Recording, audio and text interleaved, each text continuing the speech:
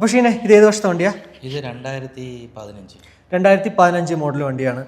Okay, 2015 model വണ്ടി. ഓ, അപ്പോൾ പുതിയ വണ്ടിയാണ്. പുതിയ വണ്ടിയാണ്. പുതിയ വണ്ടി. അപ്പോൾ എന്തുകൊണ്ടാണ് റീസ്റ്റോർ ചെയ്യാൻ കാരണം? ഇത് ഓരോരുത്തർക്കും ഓരോ ആഗ്രഹങ്ങളല്ലേ. നമ്മളെ വീഡിയോ കണ്ടപ്പോൾ പുള്ളി ഓൾറെഡി റീസ്റ്റോർ ചെയ്യാനായിട്ട് ഒരാളെ തിരക്കി നടന്നുകൊണ്ടിരിക്കുകയാണ്.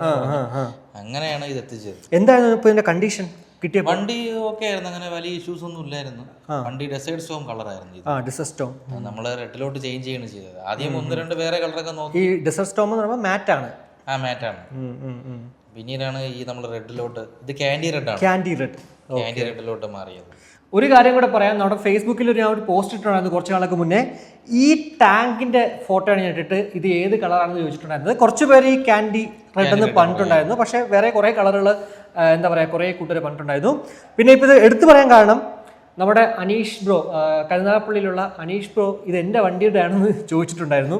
അപ്പോൾ ഇത് പുള്ളിയുടെ അല്ലല്ലോ? അനീഷേട്ടൻ്റെ വണ്ടിയല്ല, അത് ഉടനെ നമ്മൾ എന്തായാലും ഈ മാസം തന്നെ വണ്ടി കൊടുക്കുന്നതാണ്. എന്തായാലും ഇത് തൊട്ടടുത്തുള്ള കരുനാഗപ്പള്ളിക്ക് തൊട്ടടുത്തുള്ള കായംകുളത്ത് നിന്നാണ്.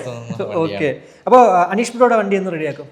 അനീഷേട്ടൻ്റെ വണ്ടി നമുക്ക് പെയിന്റിങ്ങിന്റെ താമസം കൊണ്ടാണ്. കാര്യം ബാക്കി പ്ലേറ്റിങ്ങും ബഫിങ്ങും എല്ലാം കഴിഞ്ഞ് കടയിൽ വന്ന് ഇരിക്കാൻ തുടങ്ങിയിട്ട് 1 മാസത്തിന്റെ മേളിലായി.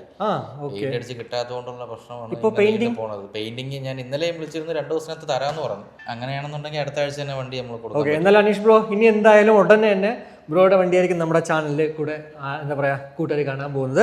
അപ്പോൾ ഇതിൽ പറയൂ, സ്പെയർ എന്തൊക്കെ മാറിയിട്ടുണ്ട്? ഇതിൽ മെയിനായിട്ട് നമ്മൾ ഫ്രണ്ട് സീറ്റ് കംപ്ലൈന്റ് ആയിരുന്നു. പിന്നെ സൈലൻസർ മാറ്റി. പുതിയ സീറ്റാണ്.